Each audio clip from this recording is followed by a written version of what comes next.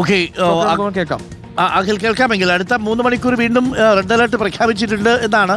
ഈരാറ്റുപേട്ടയിലൊക്കെ വീണ്ടും വെള്ളം ഉയരാനുള്ള സാധ്യതയുണ്ടോ? തീർച്ചയായും ഡോക്ടർ അരുൺകുമാർ, ഈ രീതിയിലാണ് കാര്യങ്ങൾ മുന്നോട്ട് പോകുന്നതിൽ സ്വാഭാവികമായും വലിയ തോതിൽ തന്നെ വെള്ളം കയറും. ഈരാറ്റുപേട്ടയുടെ വെള്ളം ഉറപ്പായും കയറും. ഇപ്പോൾ തന്നെ അതായത് 2 നില വീടുകളുടെ മുകളിലേക്ക് 2ാം നിലയിലേക്ക് പോലും വെള്ളം എത്തിയിട്ടുണ്ട് എന്ന് പറയുമ്പോൾ അത്രത്തോളം വലിയ തോതിൽ വെള്ളം കയറിയിട്ടുണ്ട് എന്നുള്ളത് തന്നെയാണ്. ഇപ്പോൾ പല പ്രദേശങ്ങളിലും, അതായത് ഈ പല പ്രദേശങ്ങളിലേക്കും ഒറ്റപ്പെട്ട പ്രദേശങ്ങളിലേക്കും കടക്കാൻ കഴിയാത്ത രീതിയിലാണ് സാഹചര്യങ്ങൾ മുന്നോട്ട് പോകുന്നത് എന്നുള്ളതാണ്. എന്തായാലും അതിലേറ്റവും ഇപ്പോൾ ഒരു ഏറെക്കുറെ പകുതിയോളം നമുക്ക് മനസ്സിലാക്കാൻ കഴിയും. നമ്മളിപ്പോൾ ഈരാറ്റുപേട്ടയിൽ ഭാഗത്ത് എത്തിയിട്ടുണ്ട്. നമുക്ക് ഒരുപക്ഷെ അവിടെ ദൃശ്യങ്ങൾ ഇപ്പോൾ കാണിക്കാൻ കഴിയുമെന്നാണ് പ്രതീക്ഷിക്കുന്നത്. കാരണം വലിയ തോതിൽ വെള്ളം കയറി കിടക്കുന്നത് നമുക്ക് കാണാൻ കഴിയും. നമ്മൾ ഉള്ള ഭാഗത്ത് അതായത് വലിയ തോതിൽ വെള്ളക്കെട്ടും മറ്റും ഒക്കെ രൂപപ്പെട്ടിട്ടുണ്ട് എന്നുള്ളത് തന്നെയാണ്.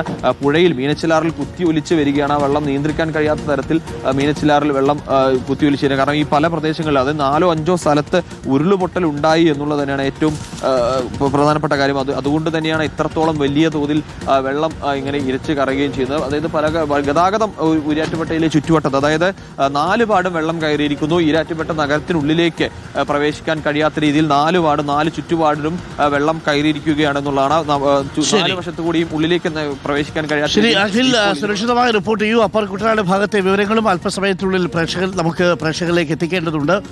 ഇപ്പോഴും മഴ ചിലയിടങ്ങളിലുണ്ട് എന്നുള്ളതാണ്.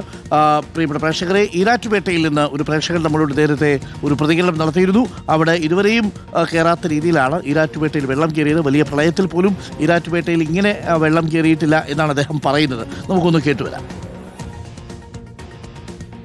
നാട് കണ്ടതിൽ വെച്ച് ഏറ്റവും വലിയ വെള്ളപ്പൊക്കമാണ് ഇന്നുണ്ടായിരിക്കുന്നത്.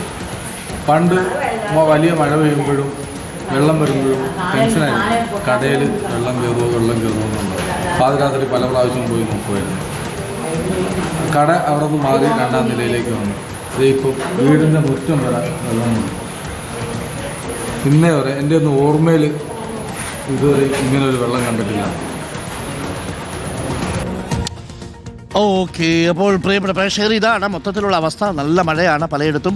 കോട്ടയത്തും ഇടുക്കിയിലും ഉരുൾപൊട്ടൽ ഉണ്ടായിട്ടുണ്ട്. പത്തനംതിട്ടയിലും നല്ല മഴയാണ്. ഈരാറ്റുപേട്ട ടൗൺ ഏകദേശം നന്നായിട്ട് വെള്ളത്തിൽ മുങ്ങിയിട്ടുണ്ട് പലയിടങ്ങളും.